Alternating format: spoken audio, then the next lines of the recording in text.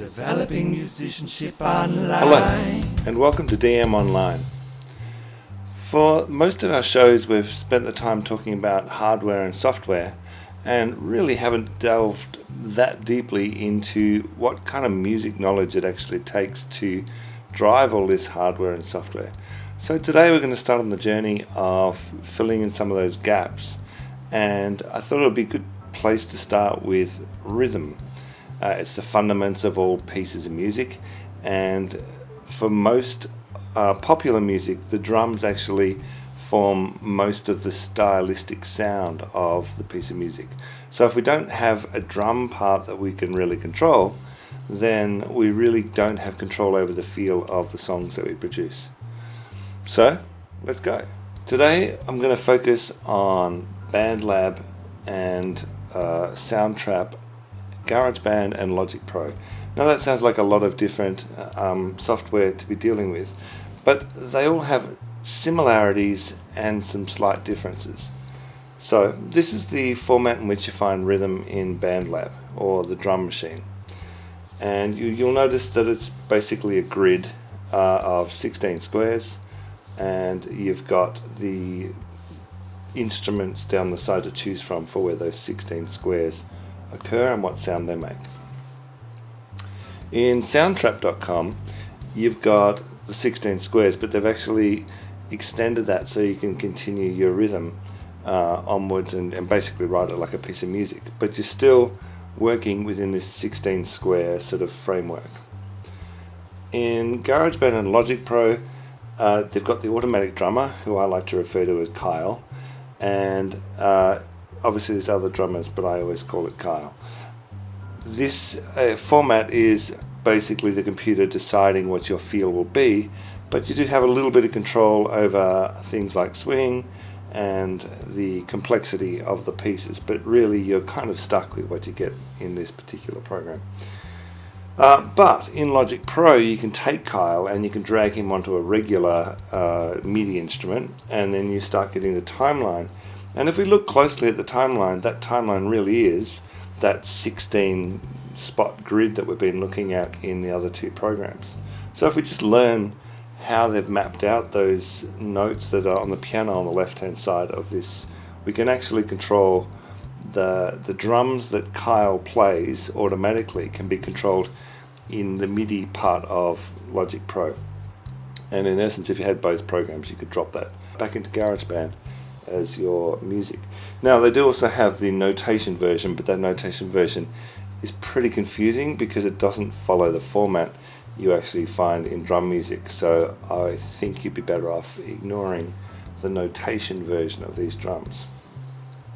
So let's just look at notation for a second. This looks to most people like a circle or an oval or an egg. This is a whole note. And you might say, well, what's a whole note? Probably the best way to describe a whole note is that it takes up the whole measure or bar of the music. So when we were looking at those 16 squares, those 16 squares combined add up to the whole note. Okay, we don't play this in drums really, but in other instruments you will use these. If you cut the whole note in half, just as you would in any fraction scenario, like cutting a pizza in half. If you have a whole pizza and you slice it in half, then you have two halves. Those two halves pretty much look like the whole note with stems.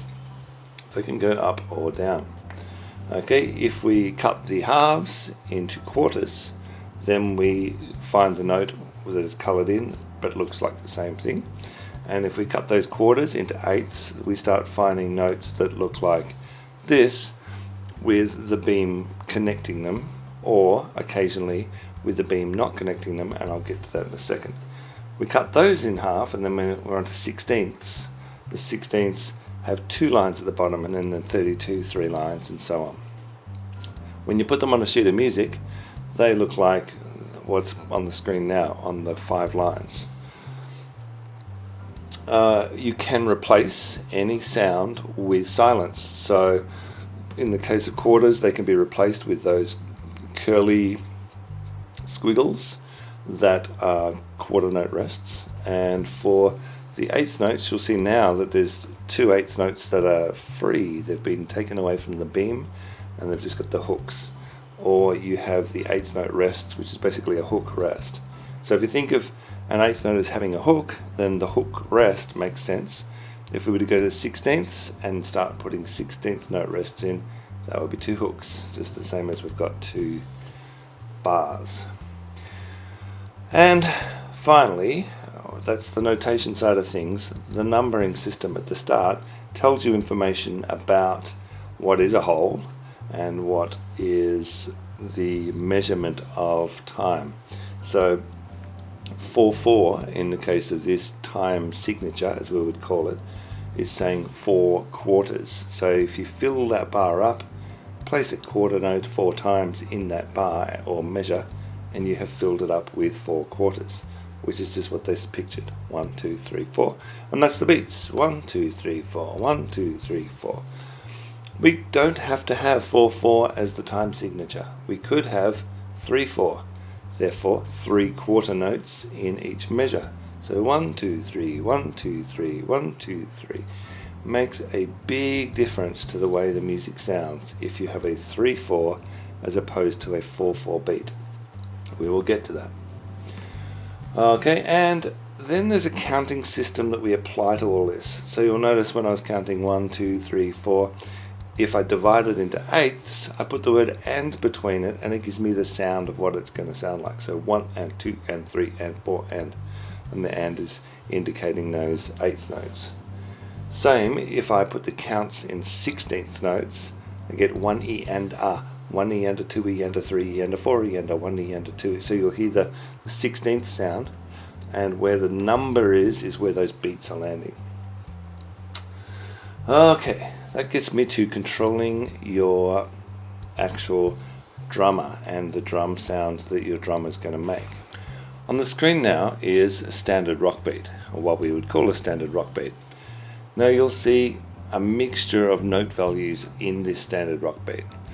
First you'll notice, well, we should first go to the bottom note because it's the easiest one to see, and you'll see that it's got a quarter note with the stem facing down, then a rest, then a quarter note, then rest. The lowest space on a drum music is the kick drum. So that's telling us kick plays on 1, rests on 2, plays on 3, rests on 4. Now you'll notice above the squiggly line there is another note head that's solid. Solid note heads indicate drum heads basically, so the skin of the drum. So that second beat has a snare hit. That's where the snare drum is put on the music. And then the fourth beat has a snare beat. So we've got kick, snare, 1, 2, 3, 4. The X's indicate cymbals. So in this case we have eighth notes as the cymbal pattern. So if you think back to counting eighth notes, you've got the 1 and 2 and 3 and 4 and. So you've got the 1 and 2 and 3 and 4 and if it's the kick, or 1 and 2 and 3 and 4 and if it's the snare. They alternate to give us the rock beat. So if we know this and we have access to sheet music of drum rhythms, we can very quickly convert a drum pattern into a drum machine pattern using software like bandlab, and I will show you. So bearing in mind that pattern that the kick drum plays on the first beat and the third beat. So kick on first beat, rest on second. Remember, each beat in the drum machine has been divided into 4 pieces or 16ths, 1 E and a 2 E and a 3 E and a 4 E and a. So if they actually put the counts across the top of the grid, that's what they would be writing on that grid. So our kick is 1, leave the E and a, 2 E and a, beat 3 E and a, 4 E and a. And that gives you the kick pattern for the standard rock beat. Snare drum plays on 2 and 4. So if that's beat 1, there's beat 2, beat 3, and there's beat 4. Cymbal plays on the 1 and 2 and 3 and 4 and. We're leaving the E's and the R's. So 1 and, 2 and, 3 and, 4 and. Now if I hit play on that, you're going to hear a standard rock beat.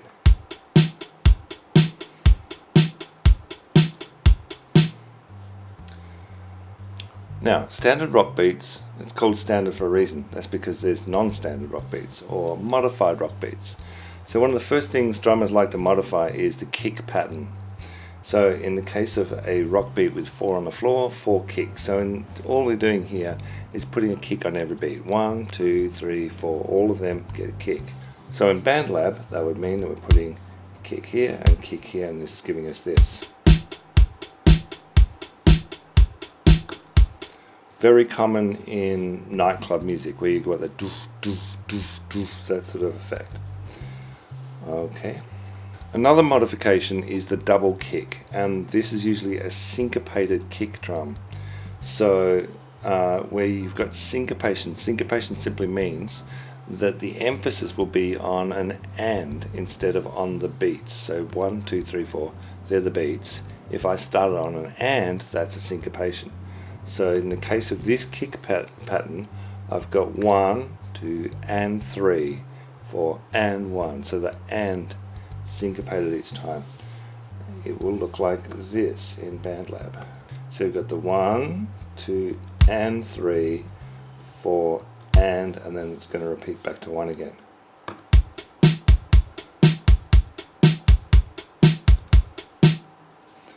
Now sometimes music has what they call swing in it, and we're talking about jazz music usually.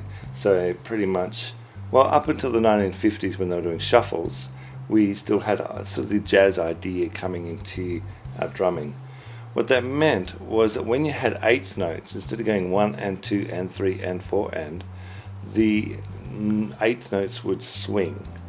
And the best way to vocalize that is to say do va do va do va do va, so they're not even. So in the case of the swing jazz music, composers don't write it as do va or ta do va. They write it straight. So this looks like it's saying that the symbol goes 1, 2 and 3, 4 and 1, but that's not swing. Swing is to read it as 1, 2 and 3, 4 and 1, 2 and 3, 4. So it's an uneven eighth. The best way to write that is the way it looks here. Unfortunately, both Soundtrap and bandlab cannot swing. They can't do these sorts of syncopated or feel-based rhythms. However, it can swing if you go to Logic or Garageband, and I'll just quickly show you. So here's our Logic, and we go to our drummer, put the drummer in, and where it says swing down here, we turn swing on. Now if we're turning on the eighth swing, that means that's the do va feel, and you're going to hear that swing in what the drummer plays. And this comes in different extremes. Now remember, with this you can actually modify quite a lot of the feels to half time. You can change the hi-hat pattern. You could go to a ride, which is a very typical sort of jazz sound.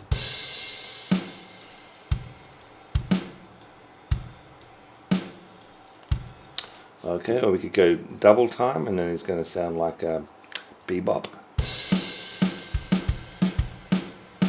Actually, that sounds more Celtic than bebop. If we did want to change the snare and bass drum pattern, in this program it's simply a matter of dragging it downwards and it becomes regular MIDI music, in which case you can then change those sorts of patterns. But if we were to look and analyze this more carefully, you'll start seeing that the swing is shown by notes that overlap the grid, so they don't sit right in the grid. And that's why we can't take a Soundtrap or bandlab and make them swing, because they simply can't play outside those gridded boxes. Aside from jazz, there are some other modifications that go hand in hand with certain styles. So in the case of, say, disco, the cymbal pattern is normally 16ths rather than 8ths. So if I was to do that, I would probably easiest to do it in bandlab or Soundtrap. I can just put in extra cymbals so that now we've got the 1E and a 2E and a 3E and a 4E and a pattern, and we don't probably need a double kick. In fact, it's disco, maybe as well put kick in every time.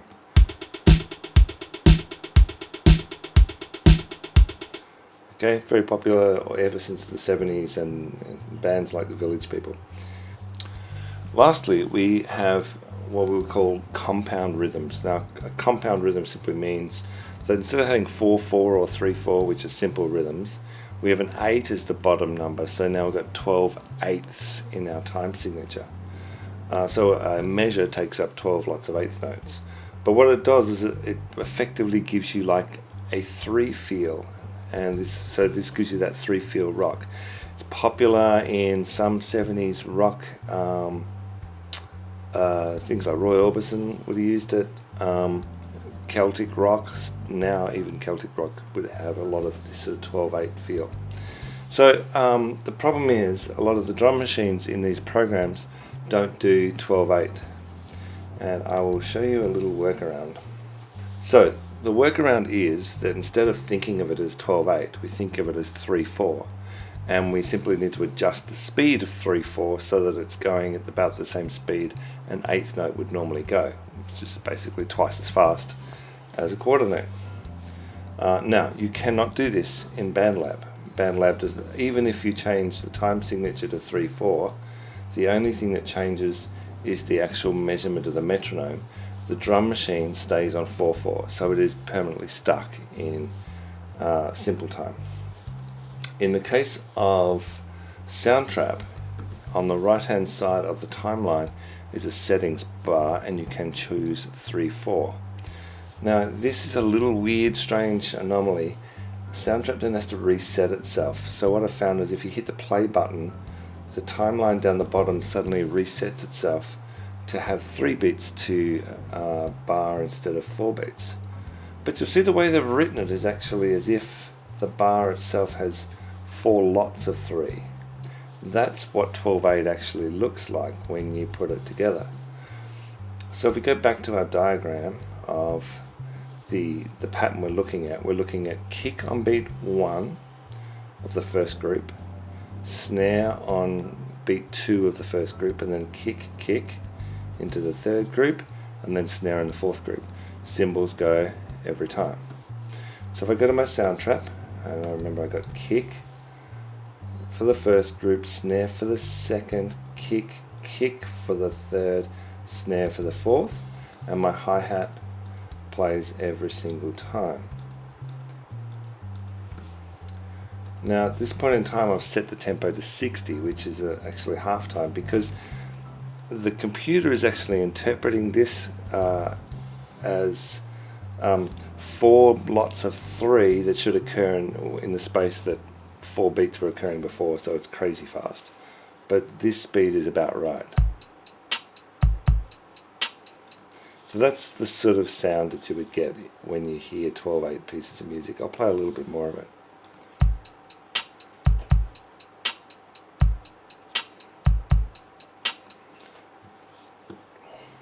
Okay, that's about all I've got for you today. Hopefully that's at least helped you to understand how you can start taking sheet music that you can find online with a drum beat you think might work, and then adapting it to some of these drum machine style programs. Different drum machines seem to be better and worse at doing different things, and obviously there's the sound that you want to take into account as well. But at least using some of these ideas you can get the stylistic start that you want, and then as we layer instruments in some of the future sessions, you'll see how that style gets picked up by the bass player and then the chords and so on, till you get a song that sounds like the feel that you're looking for. Okay, thanks for joining me. Hope to see you again. Bye bye. DM, developing musicianship online.